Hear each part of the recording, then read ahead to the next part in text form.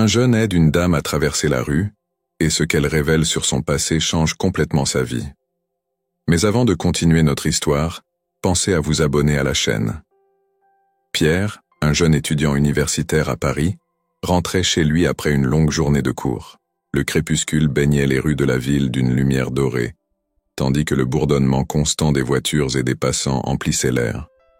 Fatigué mais satisfait d'avoir terminé une journée de révision, il s'approchait d'un carrefour animé, où l'agitation de la vie parisienne battait son plein.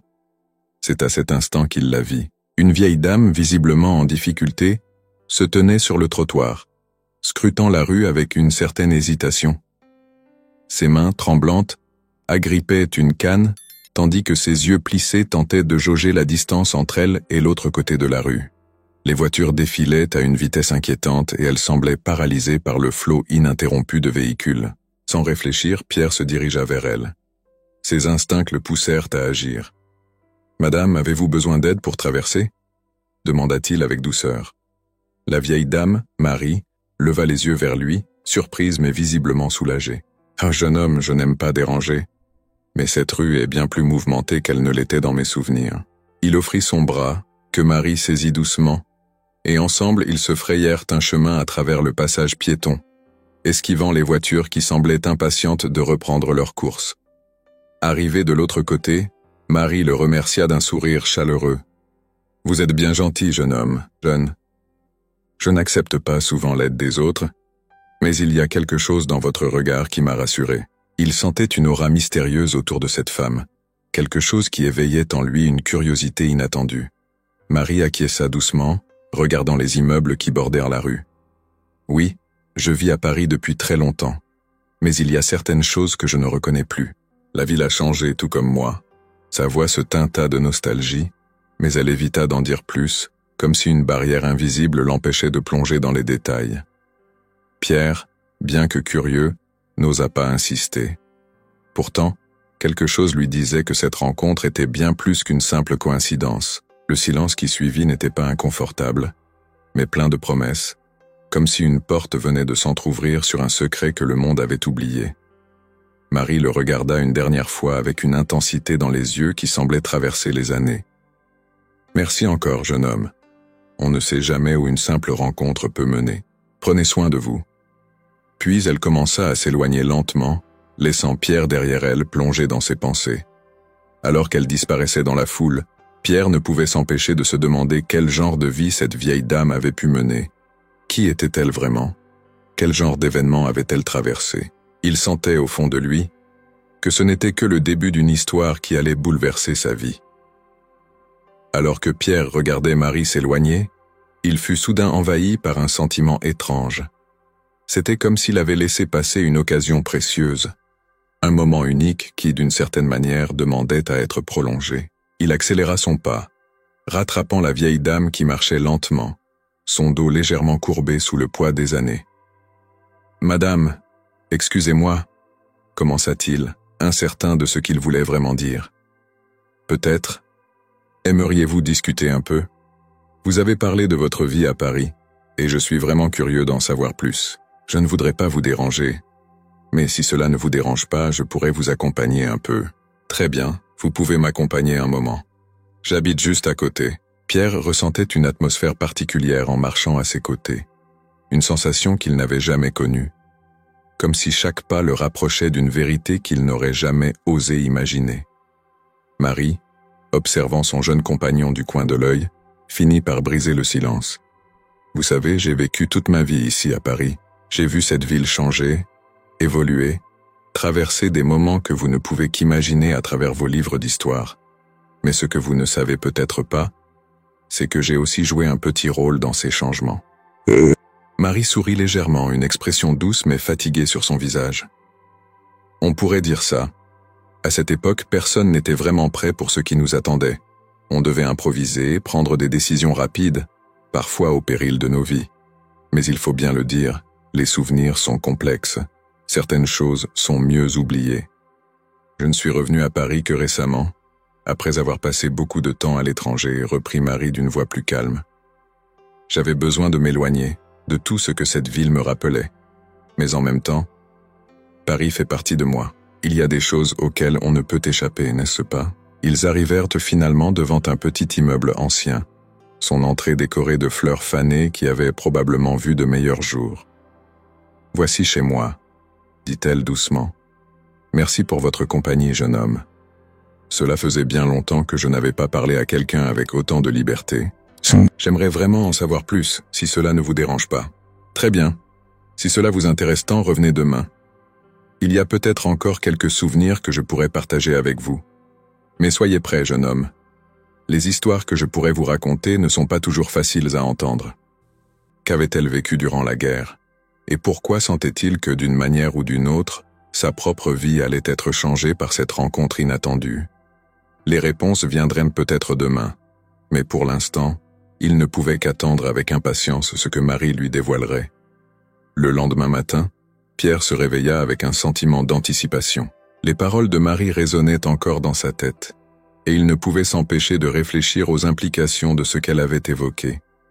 Une histoire liée à la Seconde Guerre mondiale, des souvenirs enfouis, et cette aura de mystère autour d'elle. Il savait qu'il devait en savoir plus. Après avoir passé une matinée relativement calme à l'université, où ses pensées étaient encore accaparées par sa rencontre de la veille, il se dirigea à nouveau vers le quartier où vivait Marie. Son esprit était plein de questions, mais il ne savait pas exactement à quoi s'attendre. Quand il arriva devant l'immeuble, la porte d'entrée s'ouvrit presque immédiatement comme si Marie l'avait senti arriver. Elle lui sourit chaleureusement, mais avec une certaine gravité dans son regard. « Ah, Pierre, je savais que vous reviendriez. Entrez, entrez. » Elle l'invita à s'asseoir à une petite table près de la fenêtre, où 2 tasses de café fumant les attendaient déjà.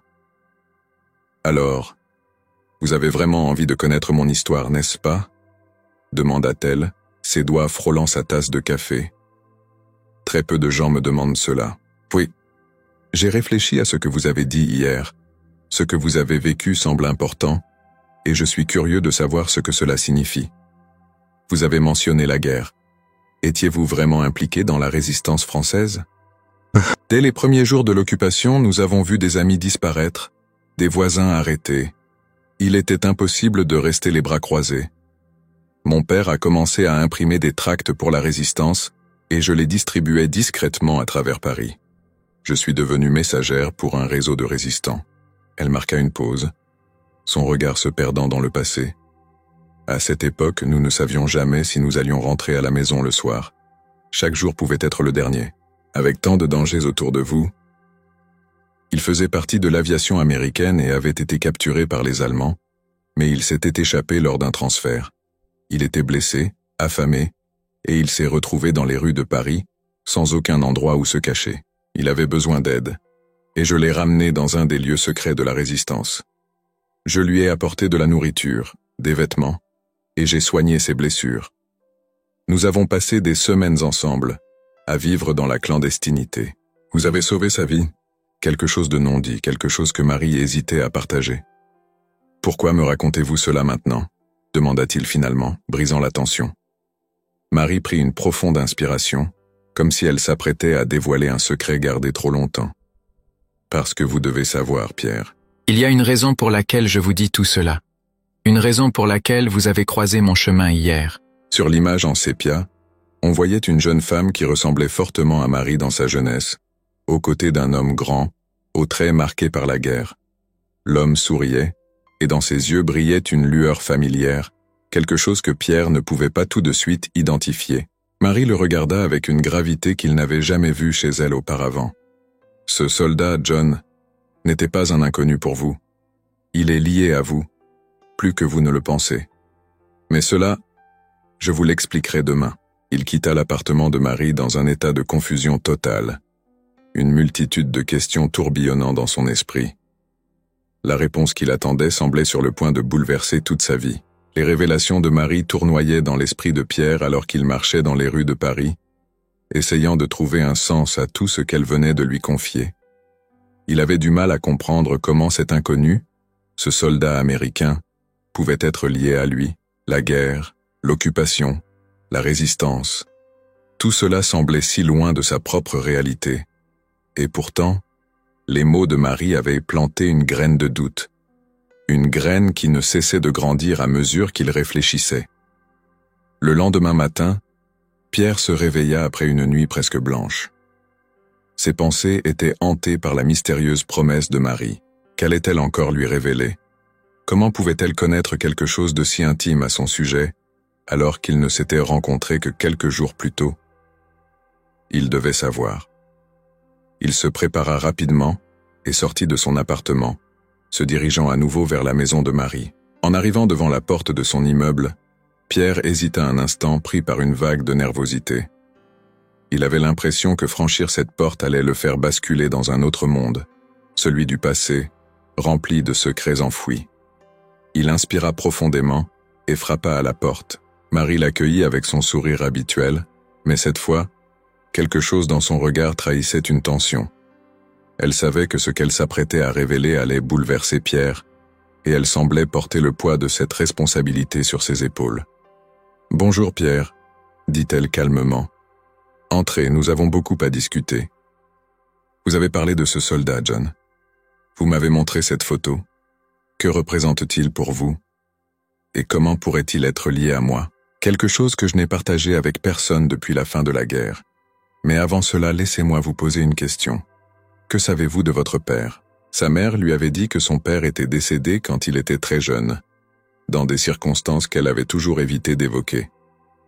Pierre n'avait jamais connu son père, et bien qu'il en ait parfois ressenti le manque, sa vie avec sa mère avait été suffisamment comblée pour qu'il ne s'attarde pas trop sur ce mystère. « Mon père est mort quand j'étais petit », répondit Pierre prudemment. « Ma mère m'a toujours dit qu'il avait eu un accident, mais je n'ai jamais eu beaucoup de détails. » Elle se leva de sa chaise, alla jusqu'à une petite commode en bois dans un coin de la pièce et en sortit un petit coffret en métal, usé par le temps.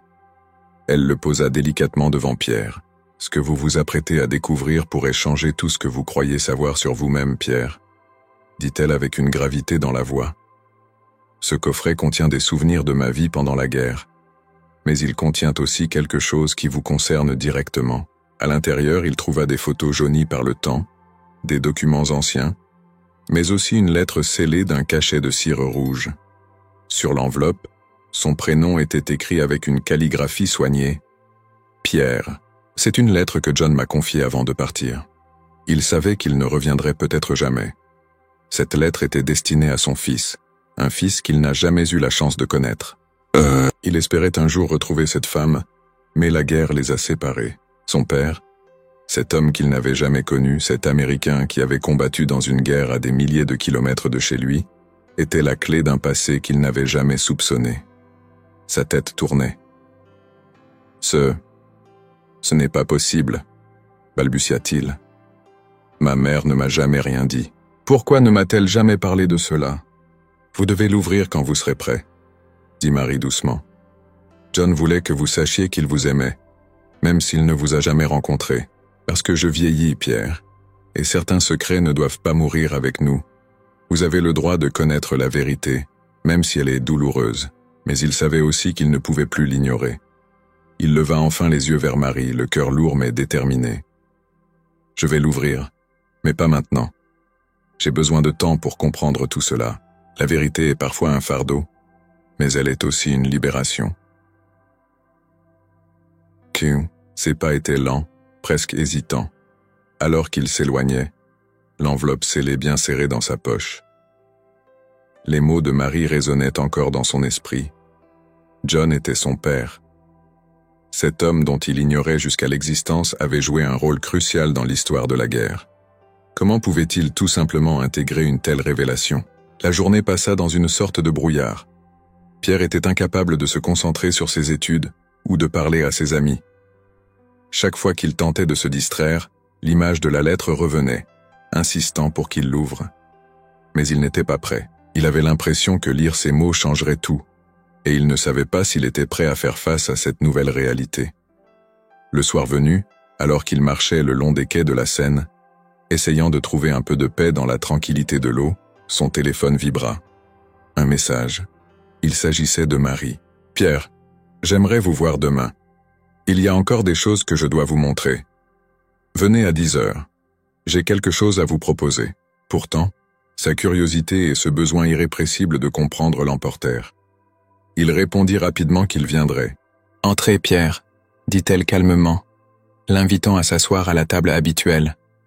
J'espère que vous avez pu réfléchir à tout ce que je vous ai dit hier. J'ai cette lettre, mais je n'ai pas encore trouvé la force de l'ouvrir.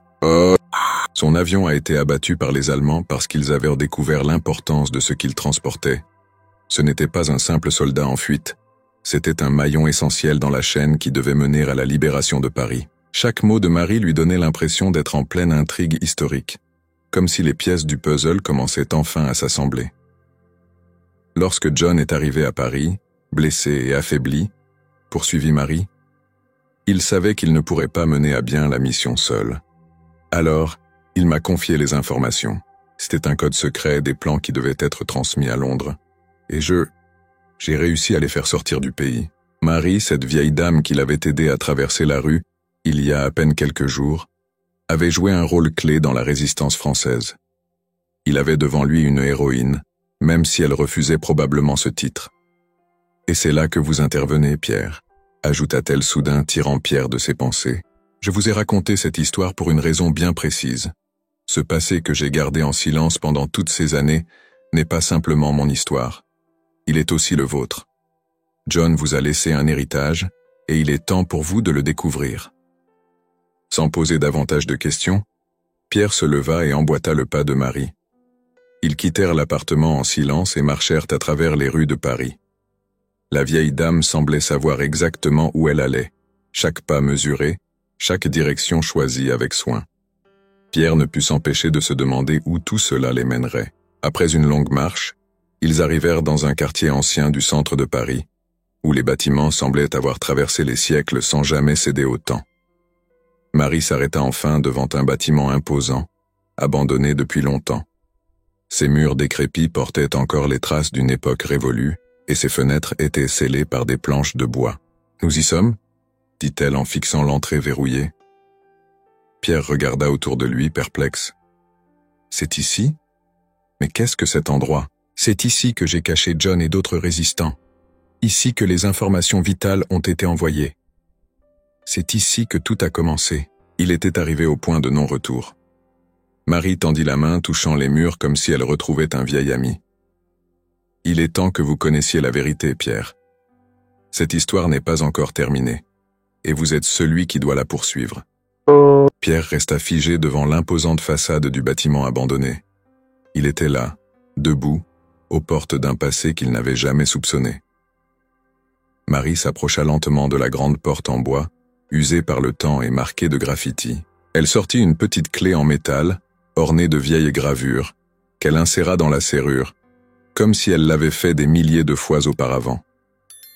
Un clic sonore se fit entendre, et la porte, lourde et grinçante, s'ouvrit lentement. « Entrez » murmura Marie d'une voix basse, presque solennelle. Pierre hésita un instant avant de franchir le seuil. L'intérieur du bâtiment était plongé dans la pénombre, et une odeur de poussière et de moisissure flottait dans l'air. Pourtant, il y avait quelque chose de profondément poignant dans ce lieu, comme si les murs murmuraient encore les secrets des âmes qui y avaient trouvé refuge des décennies plus tôt. La lumière du jour traversait les fenêtres cassées, dessinant des rayons lumineux dans la poussière en suspension. Autour de lui, il apercevait des traces de vie passée, des chaises renversées, des journaux d'une autre époque éparpillés sur le sol, et même, dans un coin, une vieille radio en bakélite recouverte de toiles d'araignée. Marie avançait avec précaution, ses pas résonnant faiblement dans le silence oppressant du lieu. Pierre la suivit de près, ses yeux s'ajustant progressivement à l'obscurité. Ils traversèrent un long couloir dont les murs, autrefois blancs, étaient aujourd'hui jaunis et tachés par l'humidité. Sur l'une des parois, des inscriptions gravées à la main attirèrent son attention.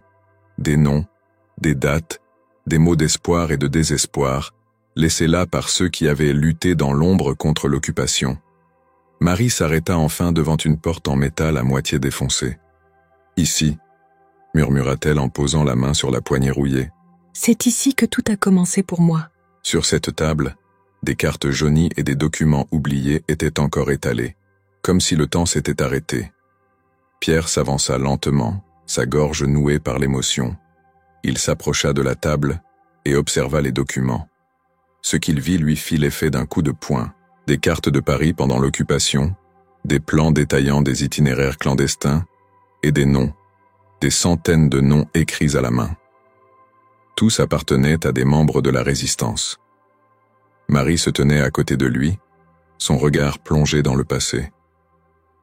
C'est ici que nous planifions nos opérations. Ce bâtiment, aujourd'hui oublié de tous, était autrefois un centre névralgique pour la résistance française. J'étais très jeune à l'époque, mais on m'avait confié un rôle essentiel. Je transportais des messages, je faisais passer des informations vitales à travers Paris. Et c'est ici que j'ai rencontré John pour la première fois. Il avait avec lui des informations cruciales pour les Alliés, des informations qui pouvaient accélérer la libération de la ville. J'étais une des rares à parler couramment l'anglais, et j'avais déjà gagné la confiance des autres membres de la résistance. Ils savaient que j'étais discrète, que je ne posais pas de questions inutiles. Alors, lorsqu'ils ont trouvé John, ils m'ont demandé de l'aider à se cacher et à guérir. J'ai passé des semaines à prendre soin de lui, à écouter son histoire, à comprendre l'importance de ce qu'il portait. Mais ce n'était pas simplement un devoir pour moi. John est devenu plus qu'un camarade de guerre. Vous étiez proche de lui? Il avait un grand sens de l'honneur et un profond amour pour la liberté. Mais il portait aussi un lourd fardeau. Il avait laissé derrière lui une femme qu'il aimait, ici en France, sans savoir qu'elle portait déjà son enfant. J'ai voyagé, j'ai essayé d'oublier, mais il y a des choses qu'on ne peut jamais vraiment effacer. Et puis, il y avait vous. J'ai toujours su que vous existiez, et j'ai toujours su que ce serait à moi, un jour, de vous raconter cette histoire. Pourquoi ma mère ne m'a-t-elle jamais parlé de lui? Pourquoi m'a-t-elle fait croire que mon père était mort dans un accident? Elle ne voulait pas que vous portiez le poids de ces événements, ni celui d'un père que vous n'auriez jamais la chance de connaître. Chaque mot de Marie lui semblait à la fois vrai et irréel. Il se sentait étranger à lui-même, comme si la personne qu'il avait été jusque-là n'existait plus. Et maintenant, demanda-t-il enfin, la voix tremblante. Que suis-je censé faire de tout cela? Il savait que s'il ne revenait pas, quelqu'un devrait prendre la relève. Il espérait que ce serait vous. C'était comme un pont entre le passé et le présent, un héritage qu'il n'avait jamais imaginé recevoir. Ce que vous faites de tout cela vous appartient, murmura Marie. Mais je crois que vous êtes celui qui peut faire renaître cette histoire, celui qui peut donner un sens à tout ce que nous avons traversé. Oh, Pierre se tenait là immobile, les mains tremblantes autour du document que Marie lui avait confié. Ses yeux balayaient les lignes écrites à la main par cet homme qu'il n'avait jamais connu, mais dont l'ombre semblait planer sur sa vie depuis toujours. Chaque mot était une relique, une pièce de puzzle appartenant à un passé qu'il n'avait jamais cherché à comprendre, mais qui maintenant s'imposait à lui avec une intensité troublante. Marie l'observait en silence, la fatigue de ces années se lisant dans ses yeux. « Je sais que c'est beaucoup à assimiler, » murmura-t-elle, « mais vous devez comprendre, Pierre, que cette mission n'était pas seulement une tâche pour votre père. C'était une cause à laquelle beaucoup de gens ont sacrifié leur vie. Pourquoi devrais-je être celui qui la poursuit? Je n'ai jamais été préparé à ça. Ce passé, ce n'est pas le mien, c'est votre héritage. Ce que vous choisissez d'en faire, c'est ce qui compte désormais. Mon fils, si tu lis cette lettre, c'est que je ne suis plus là pour te raconter moi-même cette histoire. Ce que je vais te dire te semblera peut-être étrange, car nous ne nous sommes jamais rencontrés, mais sache que tu as toujours été présent dans mes pensées. Chaque jour de cette guerre, chaque nuit où je me demandais si je survivrais, je pensais à toi, à la vie que tu aurais, et à tout ce que je te devrais. Je suis désolé de n'avoir jamais été là pour toi, mais il y avait une chose que je devais faire avant tout. Je ne suis pas sûr de ce que l'avenir te réserve, mais je crois fermement que tu es la clé de quelque chose de plus grand que nous tous. La mission que j'ai commencée ici, à Paris, n'a jamais été terminée. Des informations vitales ont été perdues, des noms et des identités effacés par le chaos de la guerre. Mais toi, tu peux les retrouver. Tu peux découvrir la vérité, celle que beaucoup ont tenté de cacher ou d'oublier. Les traces du passé existent encore, même si elles sont effacées ou recouvertes. Tu devras chercher dans les endroits les plus sombres, mais la lumière finira par apparaître. Je te fais confiance, mon fils. J'aurais aimé te voir grandir, te connaître, mais je sais que tu as hérité de ma force et de mon courage. Ne laisse jamais personne te dire que tu n'es pas capable de changer les choses. Il savait que tu aurais la force de porter cet héritage, Pierre. C'est pourquoi il a laissé cette lettre, pour que tu n'oublies jamais que tu as un rôle à jouer, même si tu l'ignores encore. Toutes ces révélations, tout ce poids soudainement posé sur ses épaules, il avait du mal à respirer. Son propre père lui avait laissé une mission qu'il n'avait jamais demandée. Il n'avait jamais demandé à devenir le gardien de ce passé. C'est trop, murmura-t-il, plus pour lui-même que pour Marie. Je ne suis pas prêt pour ça. Je ne peux pas simplement reprendre là où il s'est arrêté. Je ne suis pas un soldat. Je ne suis pas un résistant. Ta force réside dans ta capacité à comprendre, à poser des questions. C'est exactement ce dont nous avons besoin pour cette quête. Cette boîte, dit-elle en la lui tendant, contient des informations cruciales que j'ai réussi à sauver après la guerre. Des noms, des adresses, des codes. Certains de ces lieux existent encore. Certains de ces gens, ou leurs descendants, sont peut-être encore en vie. C'est par là que tu dois commencer. Tout est là.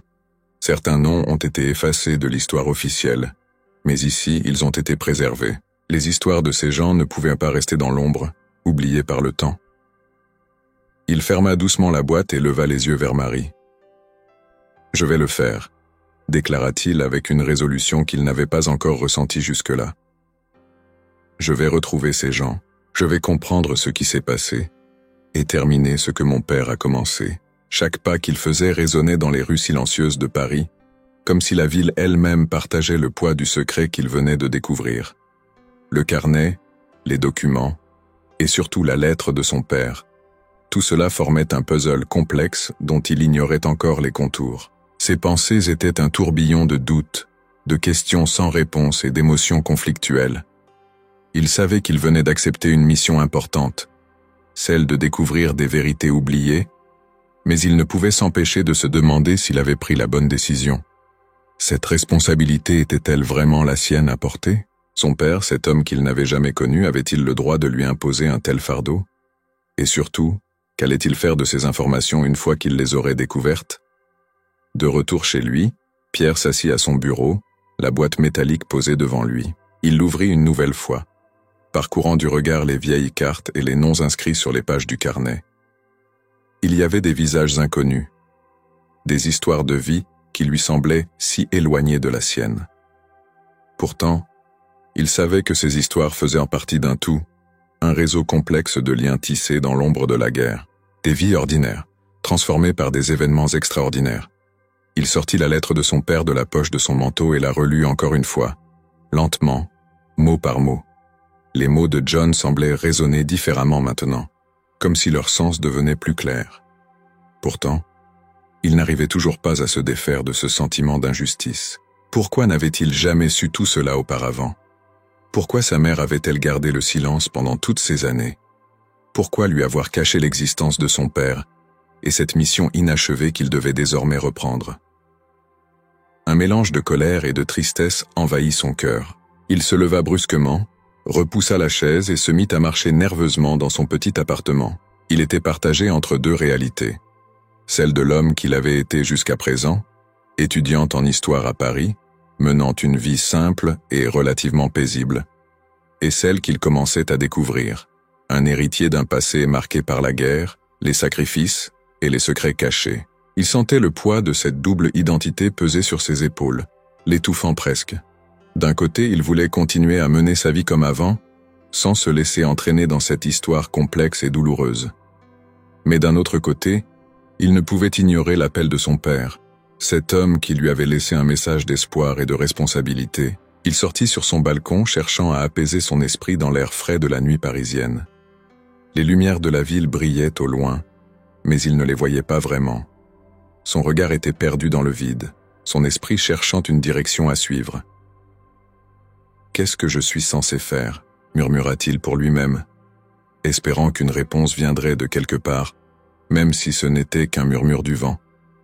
Mais le silence de la nuit ne lui offrit aucune réponse. Après de longues minutes passées à contempler le vide, il retourna à l'intérieur et se dirigea vers le bureau. Il prit à nouveau la boîte, mais cette fois-ci, il en sortit une enveloppe scellée qu'il n'avait pas encore ouverte. Elle portait le nom de sa mère. Pierre resta figé devant l'enveloppe. Il n'avait pas su jusqu'alors que sa mère était également impliquée dans cette histoire. Le doute s'installa de nouveau. Pourquoi lui avait-elle caché cela? Pourquoi lui avait-elle menti sur son père et son passé? Ses mains tremblaient légèrement alors qu'il ouvrait l'enveloppe.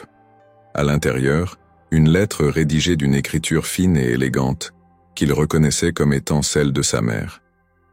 La lettre commençait par des mots simples mais chargés d'émotion. « Mon cher Pierre, si tu lis cette lettre, c'est que le temps des vérités est enfin venu. Je sais que ce que tu viens de découvrir doit te troubler, et je suis désolé de t'avoir laissé dans l'ignorance pendant si longtemps.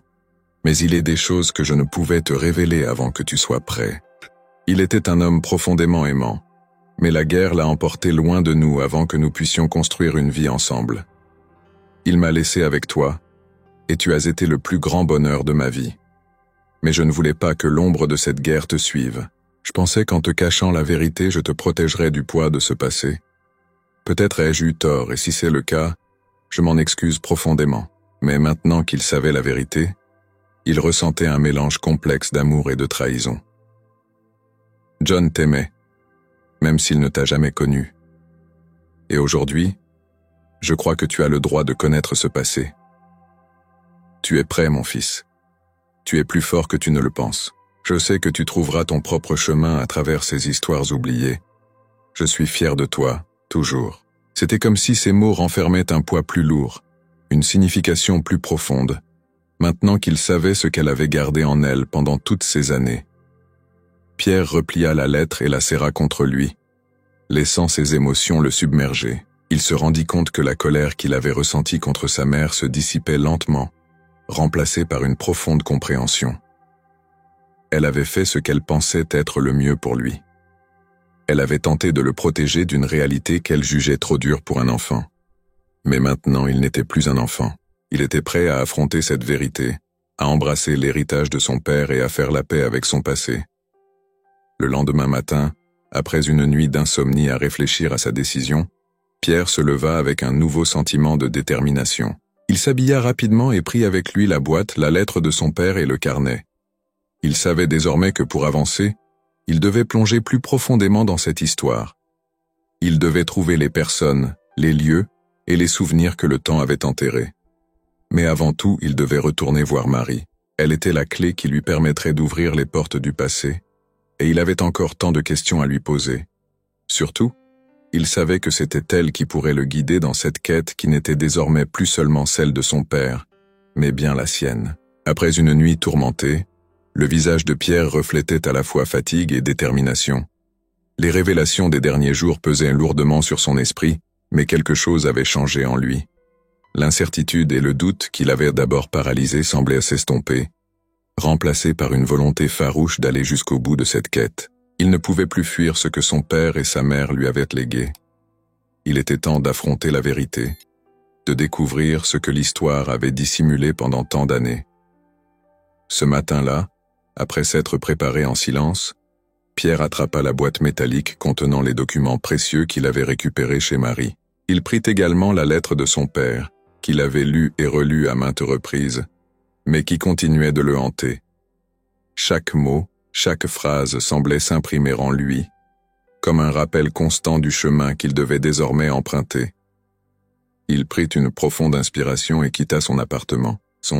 Il avait rendez-vous avec Marie, comme elle le lui avait proposé la veille, mais cette fois, il sentait que quelque chose de différent l'attendait. La matinée était fraîche, et Paris, comme toujours, semblait bouillonner d'activité autour de lui. Pourtant, Pierre marchait en silence, perdu dans ses pensées. Il savait que la prochaine étape de cette quête ne serait pas simplement une conversation, mais une immersion totale dans le passé.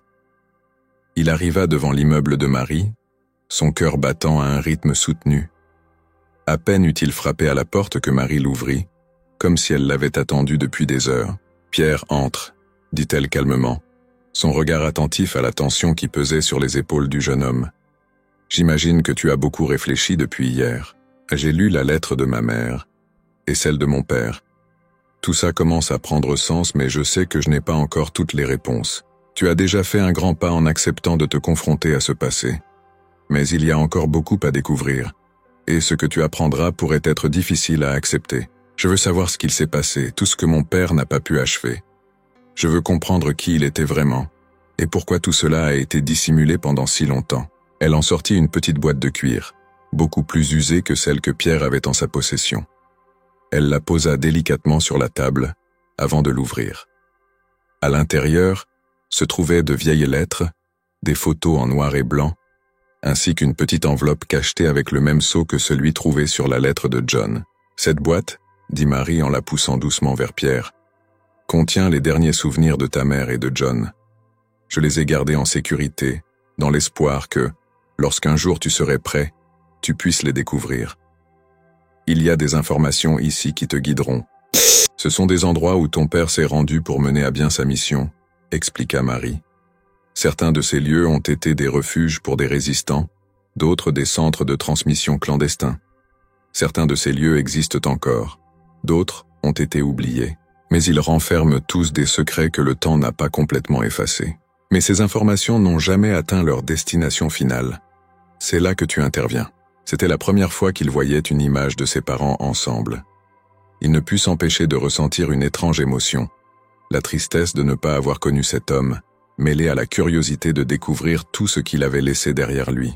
Marie, voyant l'émotion dans les yeux de Pierre, ajouta doucement « Tu dois comprendre que ce que tu fais n'est pas seulement pour toi.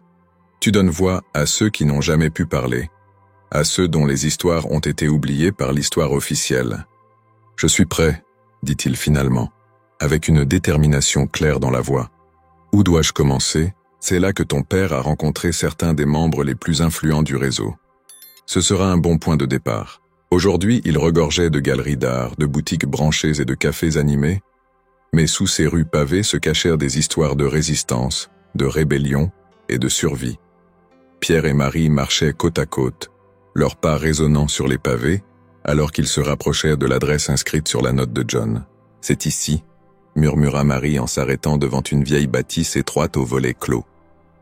Le bâtiment semblait désaffecté depuis longtemps, mais les pierres de ses murs, usées par le temps, dégageaient une aura particulière.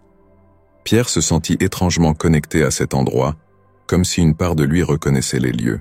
Marie sortit une clé qu'elle avait dissimulée dans son manteau et l'inséra dans la serrure rouillée. « Cette porte n'a pas été ouverte depuis des années, » dit-elle en forçant légèrement, « mais elle renferme des secrets qui ont survécu à l'oubli. » L'odeur d'humidité emplit l'air, mais Pierre pouvait sentir que quelque chose d'important l'attendait à l'intérieur. Il entra, suivi de près par Marie, son cœur battant de plus en plus vite. L'intérieur de la maison était modeste, mais Pierre pouvait immédiatement discerner des signes de son importance historique. Des cartes du Paris occupé étaient encore accrochées au mur, marquées de routes clandestines et de lieux de rencontres secrets. Un vieux bureau trônait au centre de la pièce, recouvert de papiers jaunis et de reliques d'un temps révolu. « C'est ici que ton père et d'autres résistants planifièrent leurs opérations », dit Marie en effleurant l'une des cartes avec nostalgie. Ils utilisaient ce lieu pour transmettre des informations à Londres, pour organiser des sabotages et pour sauver des vies. Ses doigts tremblants la prirent et il l'ouvrit lentement. À l'intérieur, une note, rédigée dans un français impeccable, indiquait « À celui qui trouvera ce lieu, sachez que nous avons combattu pour que l'histoire ne soit jamais oubliée. Si vous lisez ces mots, portez notre voix. » Il comprenait désormais que sa mission était bien plus que la quête d'un fils pour connaître son père. Il devait porter les histoires des résistants, des héros anonymes, et faire en sorte que leur sacrifice ne soit jamais oublié. Marie posa une main rassurante sur son épaule. « Ce n'est que le début, Pierre, mais je crois que tu sais maintenant ce que tu dois faire. » Il n'était plus le simple étudiant en histoire qu'il avait été, mais un homme en quête de vérité, un héritier d'un passé qu'il ne pouvait plus ignorer. Sa mission, entamée par son père John des décennies plus tôt, était désormais la sienne. Chaque jour, il se plongeait dans les archives, visitait les lieux indiqués dans les notes laissées par son père, rencontrait des historiens et traçait les contours d'une histoire qui semblait se dévoiler lentement, comme un puzzle complexe. À mesure qu'il explorait ces endroits oubliés, Pierre ressentait une connexion de plus en plus forte avec son père, avec les résistants qui avaient risqué leur vie pour un avenir libre, et avec l'histoire elle-même. Mais ce n'était pas une quête sans embûches. Les réponses ne venaient pas facilement. Beaucoup de documents avaient été perdus, détruits ou cachés. Les témoins directs de cette époque étaient rares, et ceux qui restaient étaient souvent réticents à parler, préférant laisser les souvenirs douloureux reposer dans le passé. Pourtant, Pierre ne se laissait pas décourager. Chaque nouvelle découverte, aussi petite soit-elle, le poussait à continuer. Marie, quant à elle, continuait à le soutenir. Elle devint bien plus qu'une simple guide. Elle était une alliée précieuse, une mémoire vivante de cette époque, et son lien avec le passé de Pierre. Ensemble, ils retracèrent le parcours de John à travers Paris, redécouvrant les lieux où il avait laissé sa marque, des caches secrètes, des points de rendez-vous de résistants, et des familles qu'il avait aidés à sauver. Un jour, alors qu'il se trouvait dans un petit café du quartier de Montmartre, Marie posa doucement une main sur celle de Pierre. « Tu as fait des progrès incroyables, Pierre. Je suis fier de toi. Tu m'as montré un chemin que je n'aurais jamais trouvé seul. » Il se souvenait de la lettre de John, de ses mots d'encouragement et des plans qu'il avait laissés inachevés. Pierre se rendait compte que son père avait toujours cru en lui, même sans l'avoir jamais rencontré. Cette réalisation apportait à Pierre une paix intérieure qu'il n'avait jamais connue auparavant. Mais il restait encore une dernière pièce à placer dans ce puzzle. Les recherches menées à Paris l'avaient mené à un nom qui revenait sans cesse dans les notes de son père. Celui d'un homme, ancien membre des services de renseignement britanniques, qui avait travaillé en étroite collaboration avec les résistants français. Cet homme, aujourd'hui très âgé, vivait dans une petite maison de campagne, loin des tumultes de la ville. Pierre frappa à la porte avec appréhension. Il se demandait si cet homme accepterait de parler, de rouvrir les cicatrices d'un passé qu'il avait peut-être essayé de laisser derrière lui. Après un long moment, la porte s'ouvrit, révélant un vieil homme aux cheveux blancs, aux yeux fatigués mais perçants. « Vous devez être Pierre », dit-il, sa voix légèrement tremblante mais assurée. Pierre acquiesça, surpris que l'homme connaisse déjà son nom. « Oui. Comment saviez-vous que je viendrais ? » Même après tant d'années, il découvrait que son père avait toujours gardé l'espoir que son fils continuerait ce qu'il avait commencé. Ils s'assirent dans un petit salon, simple et rustique. Le vieil homme, qui se présenta sous le nom de Thomas, commença à parler. Il raconta comment lui et John avaient travaillé ensemble pour rassembler des informations cruciales sur les mouvements des troupes allemandes, comment ils avaient organisé des sabotages, et comment, à la dernière minute, John avait été abattu en essayant de transmettre des informations vitales. « Mais il n'a jamais réussi, n'est-ce pas ?» demanda Pierre, la voix pleine de gravité. Thomas hocha lentement la tête. « Non, il n'a jamais pu finir. C'est pour cela qu'il a laissé ces informations dans les mains de ceux en qui il avait confiance, espérant que quelqu'un d'autre pourrait terminer la mission. Et maintenant, c'est moi qui dois le faire. » Pierre la garda contre lui, sentant le poids de l'histoire et de l'amour paternel entre ses mains. Ce dernier message, il le lirait plus tard, quand il serait seul, prêt à affronter les dernières émotions que cela éveillerait en lui. Il n'était plus le jeune homme insouciant qui avait rencontré Marie par hasard dans la rue. Il était désormais un homme porteur d'une mission, d'un héritage précieux qu'il se devait de préserver. Avec l'aide de Marie, il se consacra à la rédaction d'un livre sur la résistance française. Mais pas n'importe quel livre. Ce serait une œuvre dédiée à ces hommes et ces femmes dont l'histoire avait été effacée, aux sacrifices silencieux et aux actes de courage méconnus. Chaque nom, chaque lieu qu'il avait découvert serait mentionné, chaque vie honorée. Il savait que ce travail n'apporterait peut-être pas la reconnaissance immédiate qu'il espérait pour ces résistants oubliés, mais il en était sûr. La mémoire devait être sauvegardée. Marie, devenue bien plus qu'une simple mentor, était à ses côtés à chaque étape de ce processus. Leur relation, d'abord fondée sur le passé, s'était transformée en une amitié profonde, presque familiale. Pierre voyait en elle une figure maternelle, une présence apaisante et sage qui l'avait aidé à se reconnecter avec lui-même, avec son histoire. Il l'intitula « Les Voix de l'ombre », histoire oubliée de la résistance. Lors de sa publication, il organisa un petit événement dans l'ancien refuge de la résistance qu'il avait découvert avec Marie. C'était un hommage discret mais sincère à ceux qui avaient combattu dans l'ombre. Les gens affluèrent pour entendre les récits que Pierre avait redécouverts, pour comprendre le sacrifice de ceux qui avaient tout donné pour la liberté. À la fin de la soirée, Pierre regarda autour de lui, les visages attentifs et émus des participants, et ressentit une profonde satisfaction. Il avait tenu sa promesse. Il avait poursuivi l'œuvre de son père et donné voix à ceux qui avaient été réduits au silence. Marie, qui se tenait à ses côtés, posa une main sur son bras et lui murmura « Ton père serait fier de toi. » C'était une mission pour honorer ceux qui avaient façonné l'avenir, pour veiller à ce que leur voix ne soit jamais oubliée.